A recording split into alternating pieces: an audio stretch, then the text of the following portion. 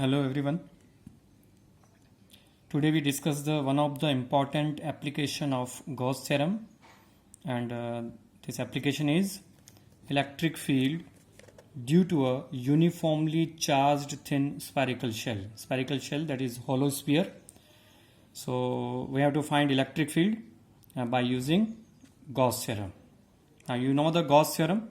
The statement of the Gauss theorem is total electric flux through a closed surface is equal to the 1 by epsilon naught times charged and closed by a closed surface. Okay, so we have to use this Gauss theorem, and first we have to start with the spherical shell. So we have a spherical shell of radius capital R. So capital R is radius of spherical shell, hollow sphere, and we have to give the charge to the spherical shell, and since spherical shell is hollow, so the total charge given to the sphere is resides on the surface of the spherical shell. So charge Q is the charge on surface of spherical shell.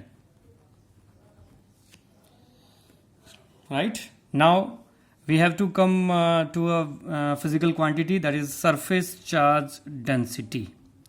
Surface charge density, sigma, and surface charge density is charge per unit area. So the charge given to the sphere is Q. So Q, and this charge resides on the surface of the spherical shell because it is hollow.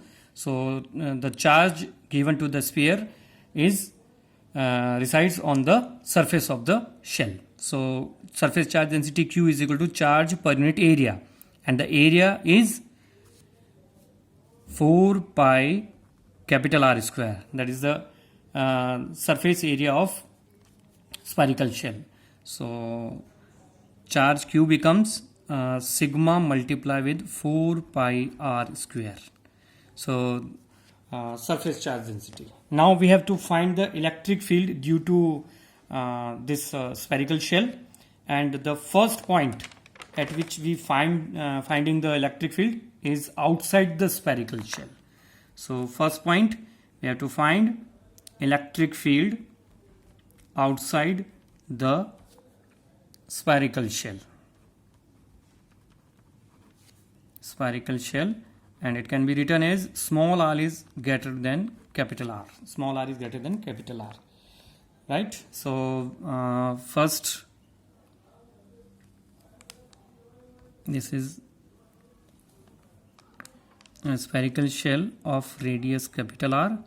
O is the center. Now we have to give the charge, and charge gathers on the surface of the spherical shell, and charge given is Q. Right, now this is the application of Gauss theorem. So we have to enclose this charge in a closed surface which is known as Gaussian surface. Right, so first I am considering a point P which is outside the sphere, and this is the point where we have to find the electric field. Right, and this P point is at small r distance from point O, that is center of the spherical shell. Now using Gauss theorem, we have to draw a Gaussian surface, and that Gaussian surface encloses the charge Q. So taking center O, I am drawing a sphere of radius small r, and this sphere is Gaussian surface. This is Gaussian surface.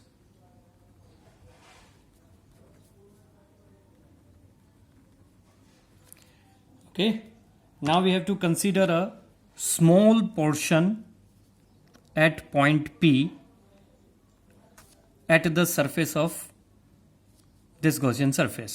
So this is the area element ds.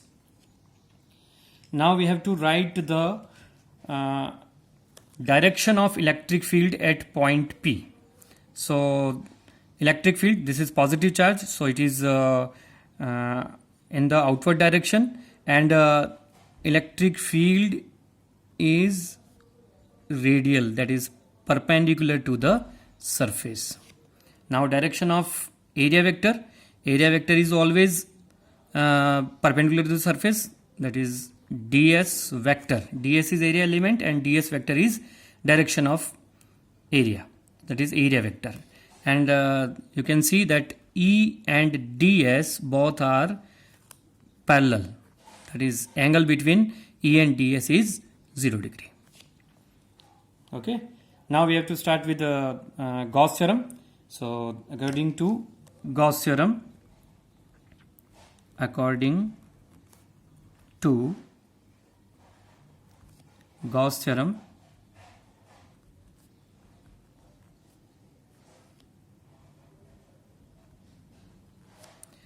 closed integral E dot ds is equal to q by epsilon naught. This closed integral E dot ds is equal to the electric flux. Okay, so closed integral E dot ds equal to q by epsilon naught. Okay, this charge q is enclosed in this Gaussian surface. Now it can be written as closed integral magnitude of electric field E and magnitude of area cos theta equal to q by epsilon naught.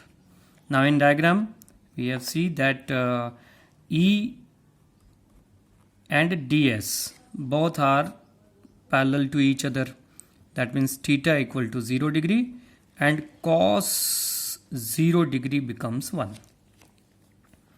Therefore closed integral EDS cos theta becomes 1, so EDS equal to q by epsilon naught.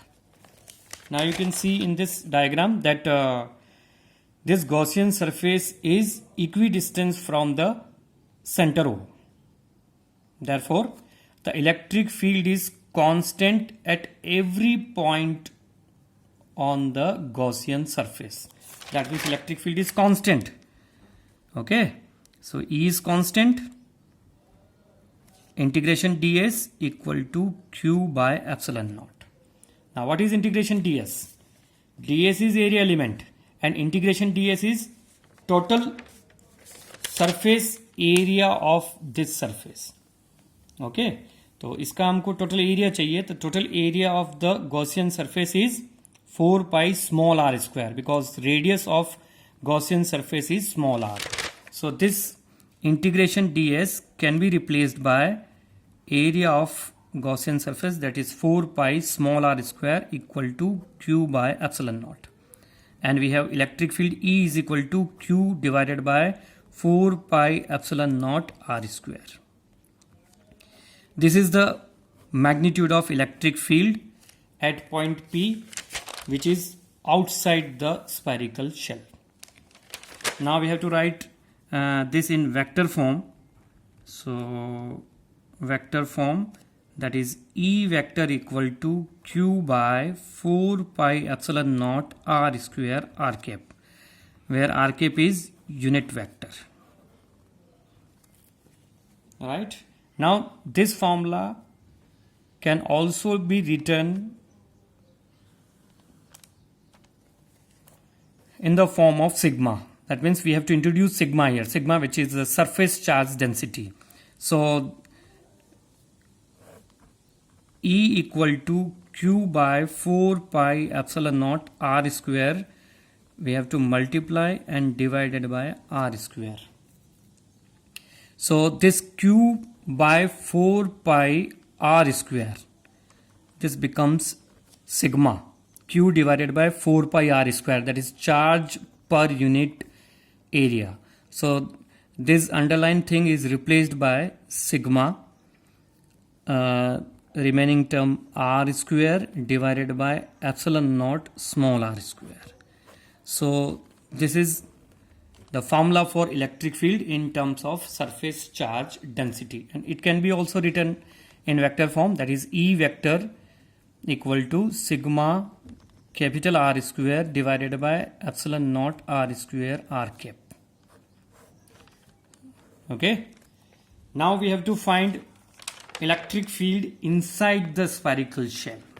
So our second point is electric field inside the spherical shell, that is small r is less than capital R. So start with a spherical shell of radius capital R, center O. Now we have to give the charge gather on the surface of spherical shell, charge is Q. Now we have to consider a point which is inside the spherical shell where we have to find the electric field. So our point is P, and this point P is inside the shell, and its distance is small r from the point P, that is small r is less than capital R. Now we have to make a Gaussian surface. Again center is same O, and we have to draw a sphere of radius small r. This is Gaussian surface. Okay. Now the charge inside the Gaussian surface is 0 because there is no charge inside the Gaussian surface. Total charge is on the surface of spherical shell. So charge Q is 0 inside the spherical shell. So since charge inside Gaussian surface is 0, therefore electric field E equal to 0. No electric field inside the spherical shell. Any point inside the spherical shell, including center, everywhere electric field is 0 because there is no charge. No charge, no flux, and electric field is 0. Okay. Now we have to draw a graph that show the variation of electric field with distance r. So variation of electric field E with distance r, okay, for the spherical shell. So first we have to draw graph, that is this is x-axis, and on x-axis I am taking distance r, and on y-axis I am taking electric field. Okay, electric field and r. Now this origin, we have to consider this origin as a center of spherical shell. Now we have to move away from center. First we are inside the electric field, inside the spherical shell, which is small r is less than capital R, and after that small r equal to capital R, that is on the surface of the spherical shell, and after that small r is greater than capital R, which is outside the sphere. So this point is at the center of shell, inside the spherical shell, on the surface of the spherical shell, and this is outside the spherical shell. Right? Now inside and at the center electric field is 0, and electric field I inside equal to 0, and at the center also electric field is 0. Electric field start just outside the shell, and at outside the sphere electric field is inversely proportional to square of the distance. That is, if we increase r, electric field will decreases. Okay, so this is the graph which shows the variation of electric field with distance for a spherical shell. Thank you.